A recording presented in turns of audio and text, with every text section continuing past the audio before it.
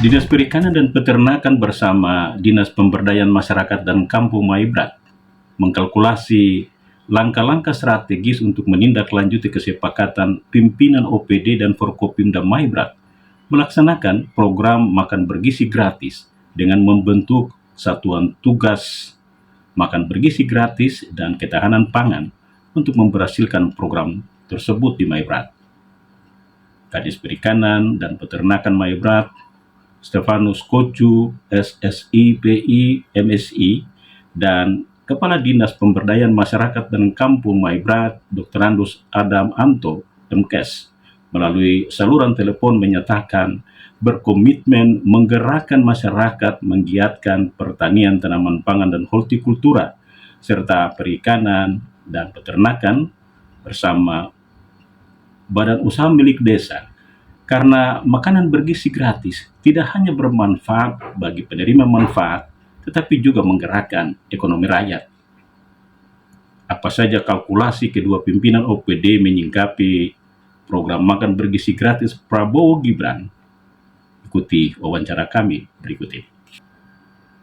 Saya awali dari Kadis Perikanan dan Peternakan Stefanus Kocu. Pak Steko, sesuai nama program makan bergizi gratis yang sudah tentu butuh protein hewani, apa yang bisa dilakukan untuk memenuhi kebutuhan makan bergizi yang dalam rapat koordinasi pembentukan satuan tugas makan bergizi gratis dan ketahanan pangan, PJ Bupati Maibrat berharap harus disuplai dari produk lokal. Program MBG atau makan bergizi gratis ini dia merupakan salah satu program pemerintah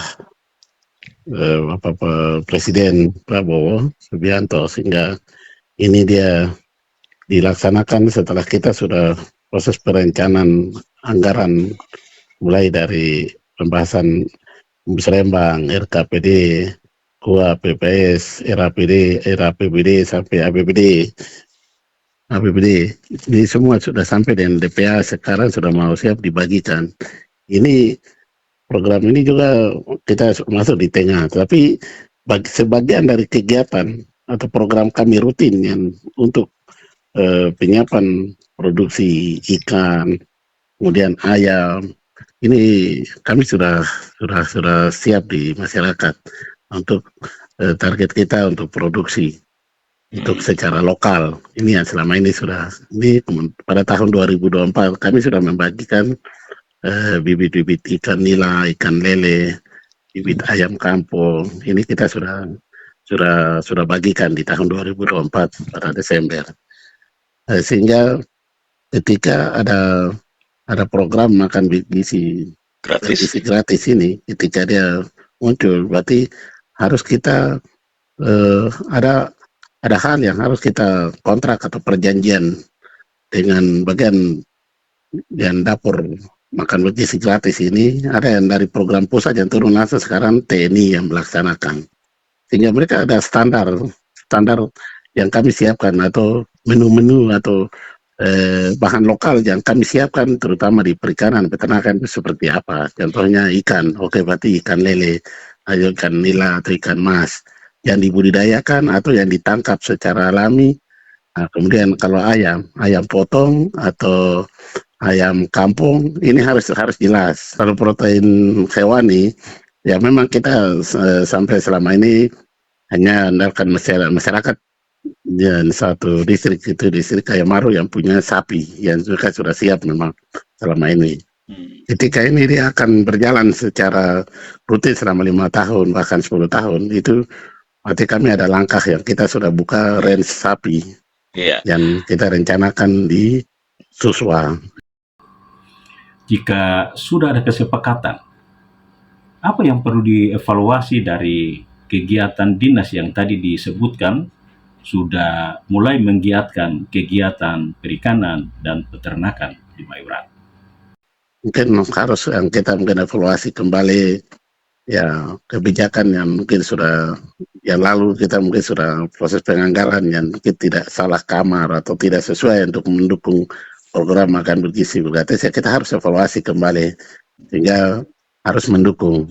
Mendukung contohnya kita harus menyiapkan contoh ikan ayam, contohnya budidaya ternak ayam potong. Ayam potong ini jangka usia hanya 30-40 hari saya panen. Nah, berarti kita membuat itu sehingga ada berjenjang, sehingga setiap bulan atau setiap 3 bulan itu harus ada kita panen terus supaya sesuai dengan jumlah. Contohnya 3.000 siswa yang makan, nanti 6.000 siswa yang makan. Berarti kebutuhan ayam potong itu berapa ribu ekor. Atau daging berapa, atau telur berapa. Sehingga kita juga dari pemerintah untuk mendukung itu proses jalan juga. Seperti itu.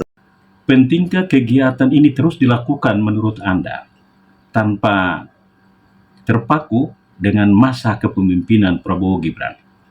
Kalau ketika saya masih tahu dipercayakan dari Kepala Dinas Perikanan, program ini ketika Prabowo selesai, lalu sudah berjalan dengan bagus, lalu contohnya produksi ikan kita kontinu sampai hitung 1 tahun berapa ton, atau setiap bulan itu berapa ton, kita kalkulasi 1 tahun, kemudian ayam potong.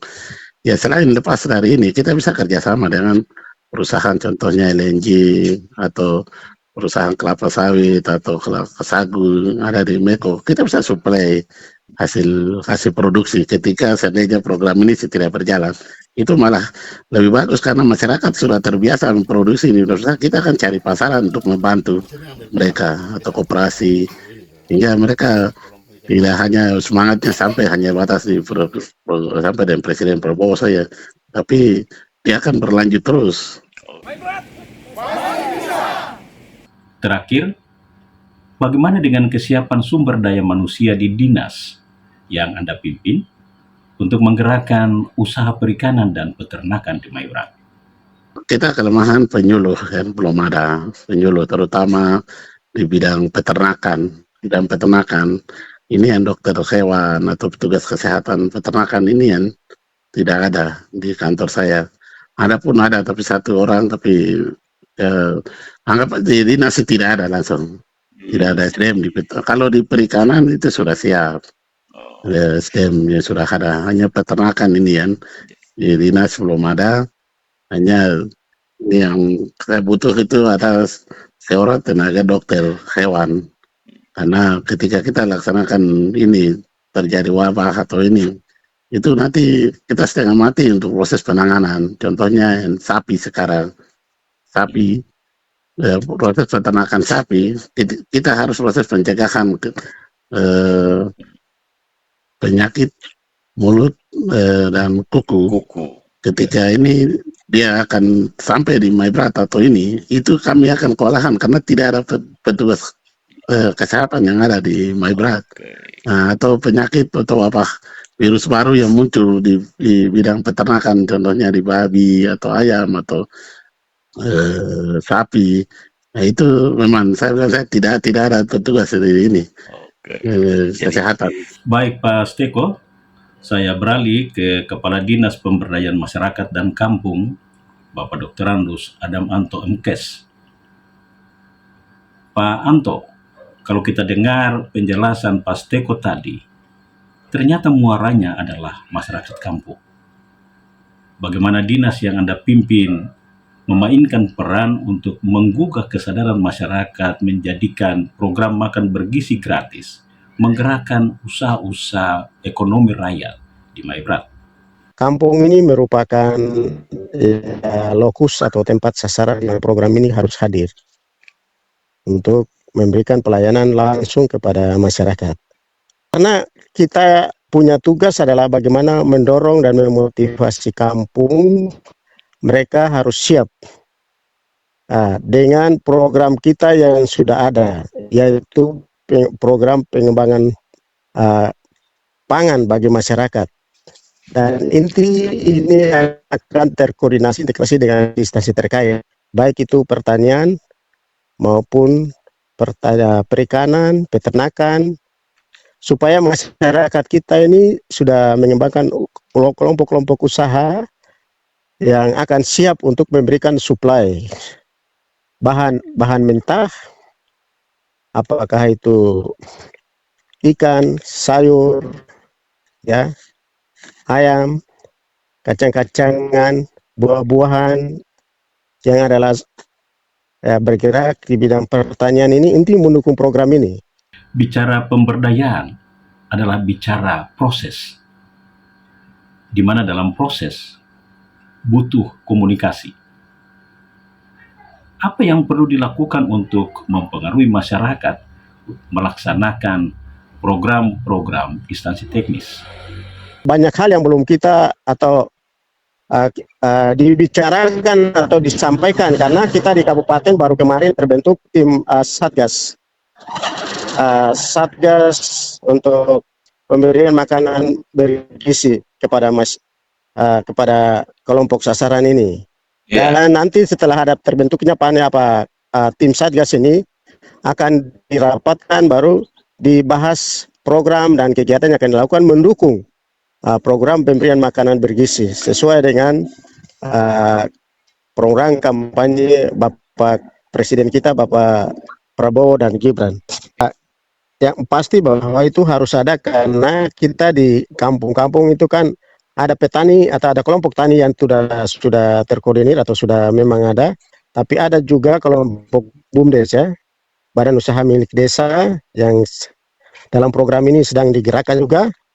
Terus pergerakan petani secara perorangan ataupun keluarga itu juga semua mendukung.